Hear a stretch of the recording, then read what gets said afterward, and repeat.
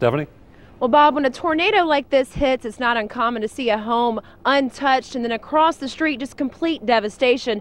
That's the situation on this hill here on Governor Hall Road.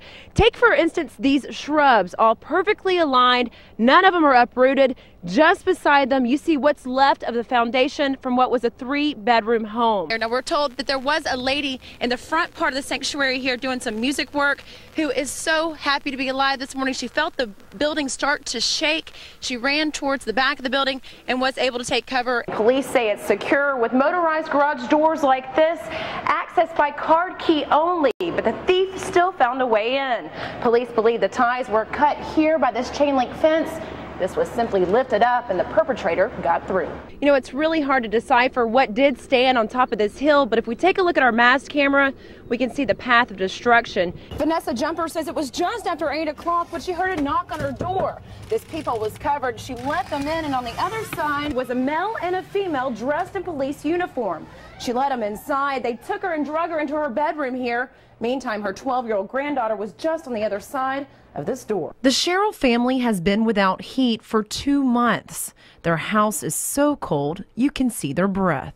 It makes my body aches. Vanessa Sherrill lives in this home with her 2 daughters and 1-year-old granddaughter. She cut off her gas in the summer to save money. Now she can't afford to turn it back on. My regular bill was $300, but because I had it cut off for the summer, my reconnection fee would be $500.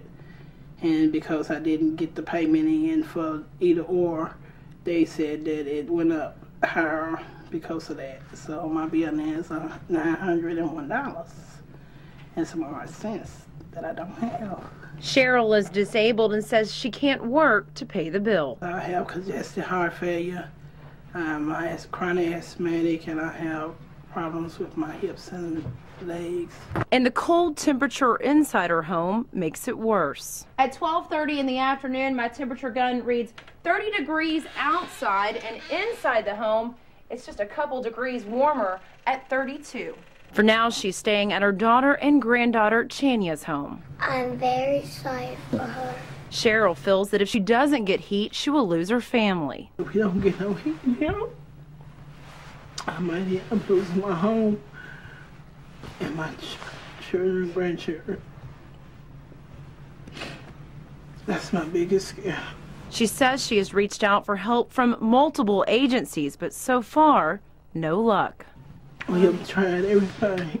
In North Nashville, Stephanie Langston, News 2. I'm standing in the foundation of what once was a home here on Maple Grove Road in Macon County.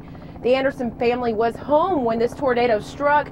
They say they're lucky to be alive. Well, we were sitting here, and I was watching the news, and they said it was coming through Green Grove, and it could be a possible tornado. And I was standing at the front door and looked over the hill and seen flames, I guess where it hit the gas plant. And I jerked the door shut and grabbed my little boy by the arm in the back bedroom and ran out and grabbed my wife, my other 3 kids, and put them in the tub. 6 people, Anderson, his disabled wife, and his 4 children, the youngest only 18 months old, all took cover inside this bathtub. It's one of the only things left standing. Everybody jumped in the bathtub and I dove in on top of them. By that time, I felt the end of the house raise up and start to slide, and it was gone. By the time I shut the door, you could feel my hair pulling just like it was standing straight up, and I dove in the bathtub on top of them, and it was gone. And the only thing left really is where you guys were hiding. Yeah, that's it, just the wall and part of the refrigerator and washer and dryer, that's it. You think that's a miracle? Yeah, oh yeah, if there ever was one, it is. Everybody's lucky to be alive, as bad as it is. Like I say, I guess something you work for all your life, and 30 seconds, it's gone. Everything. While the Anderson family picks up what did survive this tornado, they stumbled across an egg of all items, completely uncracked and untouched. In Macon County, Stephanie Langston, News 2.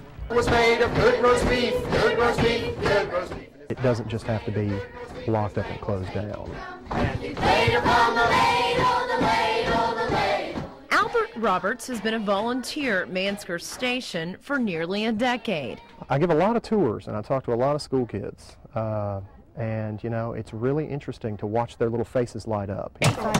Today, arts and crafts are just a small part of this week-long summer camp. Children wrote letters to the mayor here at the first and possibly last colonial camp. Letters like this one expresses their sadness for the possibility of Mansker Station closing. The bad thing about them closing it is that kids can't learn about history. They can't make a lot of friends. And I'm very glad that you were able to come out here and experience it before it got shut down, because that's not going to be much fun, is that?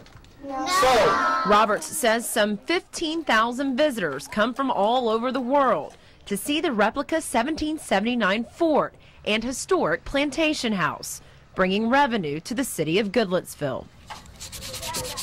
This week, the city told the 6 Mansker Station employees and hundreds of volunteers that it plans to close the historic site in order to help make up a $2 million shortfall. It's like you've lost somebody in your family.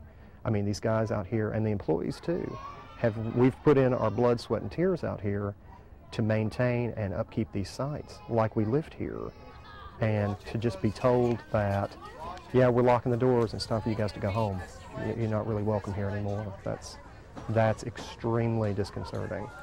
Expected to show at tonight's black tie invitation only event, Kenny Chesney, Brad Paisley, and Carrie Underwood, just to name a few. Tracy is actually in the middle of a tour with George Strait, so we appreciate you making this stop here tonight. All the way from North Carolina. Welcome to Music City. Fans everywhere holding out their pictures and stuff, because you just never know when you might bump into an artist like, Daryl Worley. Hey, nice and easy. You did good. Stephanie Langston, News 2.